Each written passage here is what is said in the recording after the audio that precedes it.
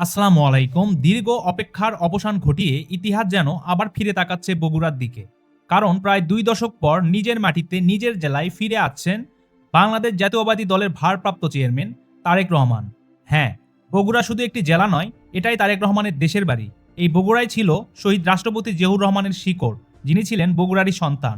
আর তার মা ৩ বারের সাবেক প্রধানমন্ত্রী বেগম খালেদা জিয়া, তিনি ছিলেন এই বগুড়ারই পুত্রবধূ। সেই হিসেবে তারেক রহমানের সঙ্গে বগুড়ার সম্পর্ক শুধু রাজনীতির নয়, এই সম্পর্ক রক্তের, স্মৃতির আর উত্তরাধিকারের।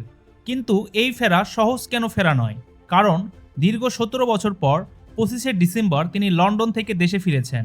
আর দেশে ফেরার মাত্র কয়েকদিনের মাথায় ৩০শে ডিসেম্বর তিনি হারিয়েছেন তার মমতাময়ী মাকে। একজন রাজনীতিকবিদ হিসেবে নয়, একজন সন্তান হিসাবে এই শোকের ভার যে কতটা গভীর তা ভাষায় প্রকাশ করা কঠিন। শোকের সেই নীরব মুহূর্ত কাটিয়ে আজ তিনি এগিয়ে যাচ্ছেন নিজের শিকড়ের দিকে, নিজের জন্মভূমি বগুড়ার মাটিতে। দীর্ঘ ১৯ বছর ১৮ দিন পর পা রাখতে যাচ্ছেন তিনি। আগামী ১১ই জানুয়ারি রোববার ঢাকার বাহিরে এটি হতে যাচ্ছে তার প্রথম সফর।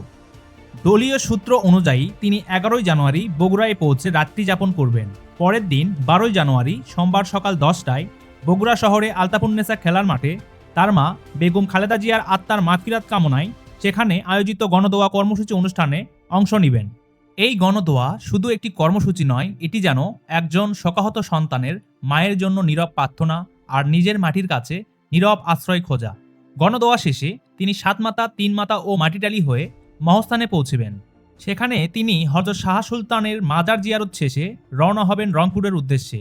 লক্ষ্য করার বিষয় হলো, নিজের এলাকায় এতদিন পর ফিরেও তিনি কোনো শোডাউন বা গণসংবর্ধনার পথে হাঁটেননি। কারণ আসন্ন ত্রয়োদশ জাতীয় সংসদ নির্বাচনে তারেক রহমান নিজেই বগুড়া ৬ সদর আসনের প্রার্থী। নির্বাচনে আচরণবিধির প্রতি সম্মান জানিয়েই সব ধরনের আনুষ্ঠানিকতা এড়িয়ে যাওয়া হয়েছে। জেলা প্রশাসন তার মনোনয়নপত্র যাচাই করে বৈধ ঘোষণা করেছে। অর্থাৎ এই সফর নিয়ে কোনো গুজব নয়, এটি নিশ্চিত, এটি বাস্তব। শেষবার ২০০৬ সালের ২৪শে ডিসেম্বর এই বগুড়াতেই এসেছিলেন তিনি। আজ ১৯ বছর পর শোক, স্মৃতি আর দায়িত্ব নিয়ে নিজের মাটিতে প্রত্যাবর্তন করতে যাচ্ছেন। নিজ জেলা বগুড়াতে ফেরায় বগুড়াবাসী অনেক আনন্দিত এবং গর্বিত। যেমন ঘরের ছেলে দীর্ঘদিন বাইরে থেকে আবার যখন ঘরে ফিরে আসে, সেই সময় তার বাবা মা, আত্মীয় স্বজন যতটা আনন্দিত হয়, তারেক রহমানও ঠিক তেমনই বগুড়ার মানুষের কাছে।